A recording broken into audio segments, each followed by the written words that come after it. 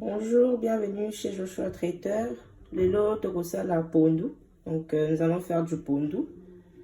Ça, c'est du surgelé. Nous n'avons pas du pondu frais. Ici, il y a de l'oignon, de l'ail, poivron, oignon vert, poireau, aubergine, piment vert, l'huile de palme, du sel et cube pondu. Donc, là, pour mixer aïe nabiso, je vais mixer de l'ail et de l'oignon parce que moi je mange pas l'oignon. Donc je vais essayer de mixer, mais haché aussi, ça passe. Là, nous allons mixer aussi également les poireaux. Dans le poireau, nous avons pris la partie blanche parce que la partie verte, elle est dure. C'est mieux pour un bouquet garni. Mais là, tout ça, est là. Légumes nabiso, mais quand à côté à l'icolo, côté à moutou comme on dit. Donc là, aubergine, nanga, bon, on na poso. Donc je l'ai préféré, c'est un parti pris, n'a préféré na garder poso. Même si on l'a poso, mais on a gardé poso. Parce qu'en faisant la cuisine, il y a mindele, na moni que ba garder la poso aubergine. Donc depuis, on a décidé de garder poso, il y a aubergine nanga. A futambi, là, na sel la oyo. Depuis, il n'y a pas de problème. Donc, l'eau qu'on a vu sur tout ça, il est en pondu, ils ont surgelé. Et qu'est-ce qu'il faut faire quand l'eau est surgelée? On a mis ça qui depuis l'obi na butu. Mais na libanda te. Erreur tout ça, quand tu na libanda. Na bimisi et décongelé, malem, na tient na frigo. Donc, pour casser chaîne du froid te. Na bimisi pondu nanga. Et na tient na frigo. Et le na tongo, yango bomoni, ils ont décongelé.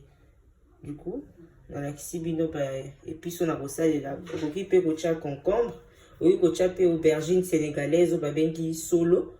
Malheureusement, avec bâton oyo, la coquille kozoa solo te. D'habitude, na tcharape solo, na pondu nanga. Donc, aubergine, concombre, coquille cocher concombre, poireau, et solo aubergine, il y a vert. Malheureusement, on a un angoté. Donc, on a relaxé une étape suivante. Donc là, on a mixé aïnanga na matungulu parce que na lire ka matungulu thé.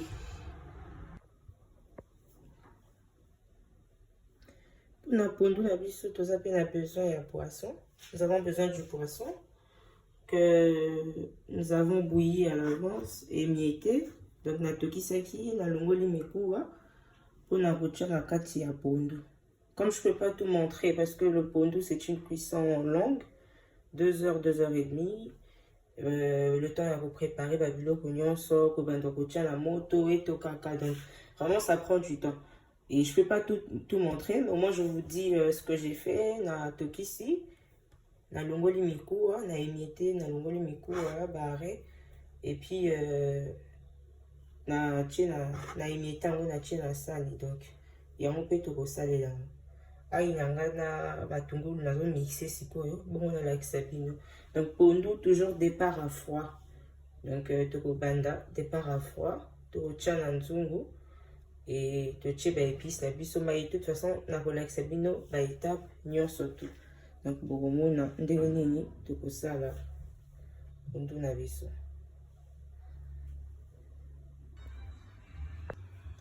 Donc to tche pondu na biso na nzungu. Bozomona na tche pondu na nzungu.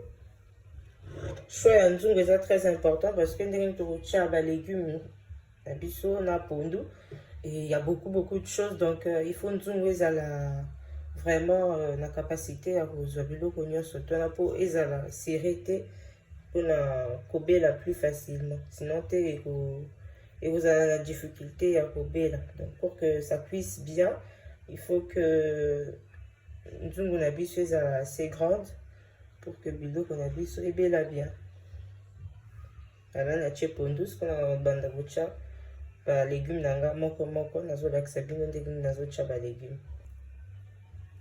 Ala na tche oignon vert nanga ndembi ndenge tobengaka na tche ndembi. Donc après ndembi na tche poivron.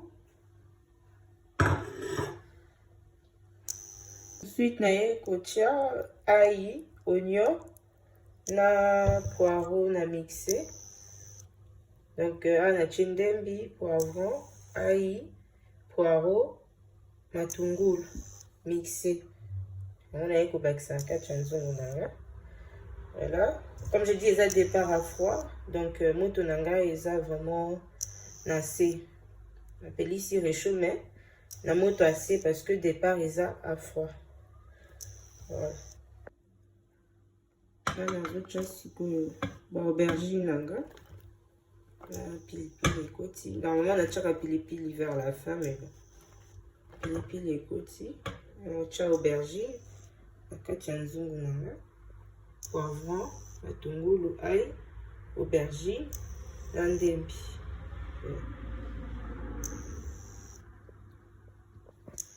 Après avoir kocha ba épices nanga, aubergine, ail, poivron, pilipili, matungulu, ndembi, sikoyo nakoki ko matisa moto nanga. Voilà.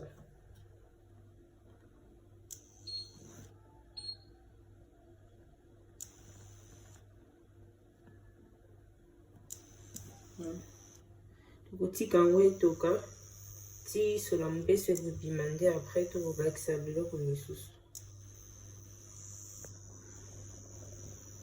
Donc nabosani na etie mai, parce que sans mai ekotoka te, donc po etoka na tie mai. Donc par rapport à la quantité ya pondu oza nango, otala ndenge nini otia mai na yo mpona ba légume na yo etoka ebela.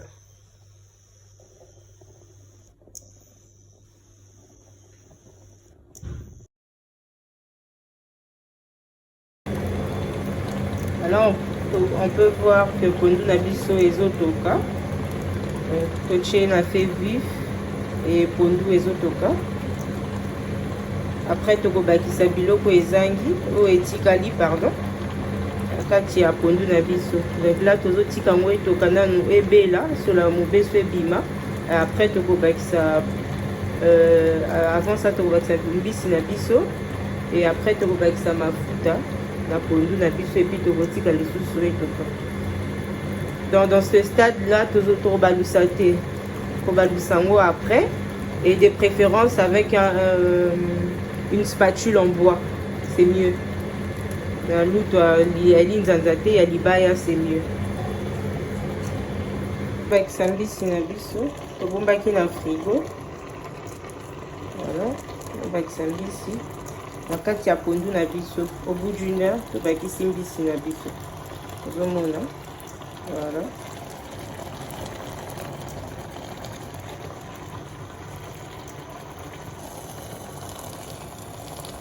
Tobakisi mbisi na biso na kati ya pondu. Mbisi tobombaki na frigo. Tobimisi, totie na kati ya pondu. Et toka ensemble. Bon, là tout de suite nazotia mafuta mbila. Pour etoka nyonso tout ensemble ti mafuta mbila.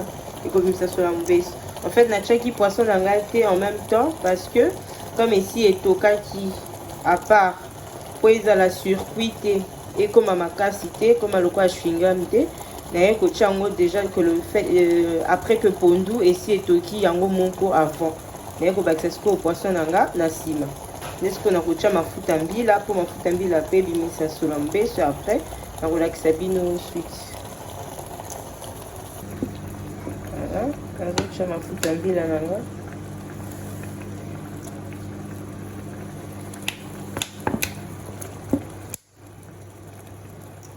On tient mafuta mbila mingi te parce que mafuta mbila vous savez ils ont déconseillé.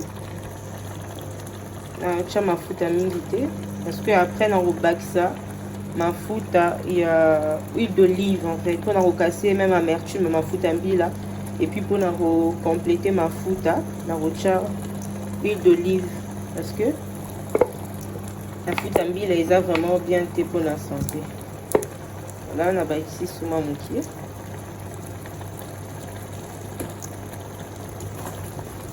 Ebela mafuta mbila ebela ebimisa so ya mobesu et huile d'olive nanga na kotia yango vraiment vers la fin.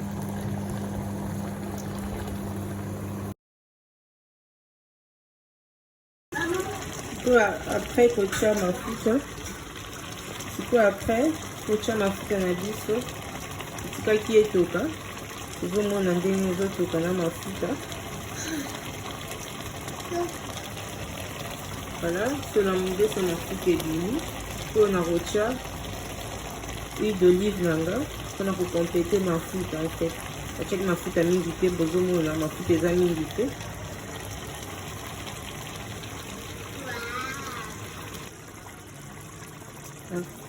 Après kotia mafuta mbila totikaki etoka, donc nabakisaki huile d'olive nasiaki bino mpona kokomplete mafuta mbila et mpona kokase amertume ya mafuta mbila epuis parce que mafuta mbila eza déconseillé. Yango tobakisaki huile d'olive, pondu ezotoka, donc nabese feu nanga na 5 mpona etoka malembe ti mai ekokita. Comme eza pondu tokolia na loso. Voilà. Sikoyo pondu nanga ezotoka,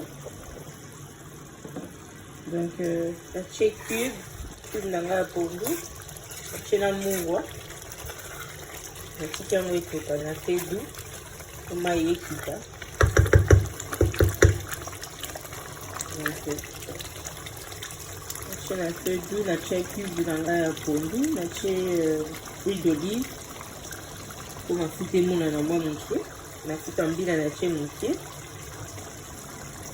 Pondu nango ezotoka, mai ekita moke ebongo tolia na loso.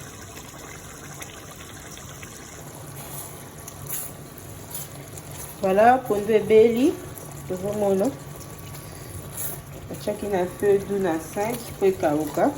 Ntango mai ekiti tozomona ndenge ezalaki liboso na sikoyo babule eza so minene te parce que mai ekiti na pondu, tokawisi pondu. Donc voilà, sikoyo ekomi prêt mpona kolia. Tokoservir yango na loso na mbisi pembeni. Nakolakisa bino nde nini nakosala dressage na ngai. Nde nalobaki kobalisa pondu na biso na lutu ya libaya, c'est très important. Ya assiette en inox te, tokosalela lutu ya libaya, c'est très important. Là sikoyo tokoki kobalisa pondu, tozobalisa ebeli ekomi prêt mpona kolia. Soki baétape mosusu bomoni te bolimbisanga parce que c'est vraiment une vidéo vite fait mpona koaider, mais bagrandes étapes, bagrande ligne yango nalakisi. Donc je récapitule. Pondu nanga natie matungulu, ai, ndembi, aubergine, poivron, poireau, mafuta mbila mingi te mwa mokie.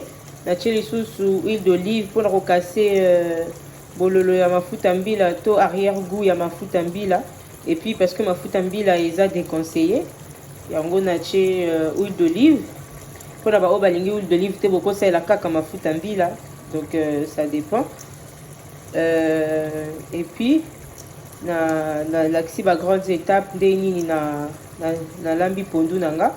Donc tolakisaka mutu eloko te parce que nayebi déjà bato ebele bayebi kolamba pondu, ekosunga mpe mutu mosusu ayebi te ayekola to eloko moko nga natie mutu mosusu aza na habitude ya kotia te, ekosunga ye améliorer kolamba pondu na ye. Et on apprend toujours. Donc pondu basique yango yo, le plus simple yango yo. Mais après toza na pondu ya mosaka, pondu ya nguba, pondu ya paipai, pondu ya chakamadesu. Donc il y a plusieurs façons ya kolamba pondu ou déclinaison ya kolamba pondu. Après mna mtaza na ndenge na ye alambelaka, ngai o nalakisi ndenge nanga nalambelaka pondu. Toyi kotia pe mbisa mai, mbisa kokauka, to ndenge natiaki poisson na ngai ya Chanchard Thompson. Donc yango. Et si ka vous comprendre te, beaucoup qui vous komelanga, ba critique surtout, naza nango besoin pour na ko améliorer place au mabe ezali.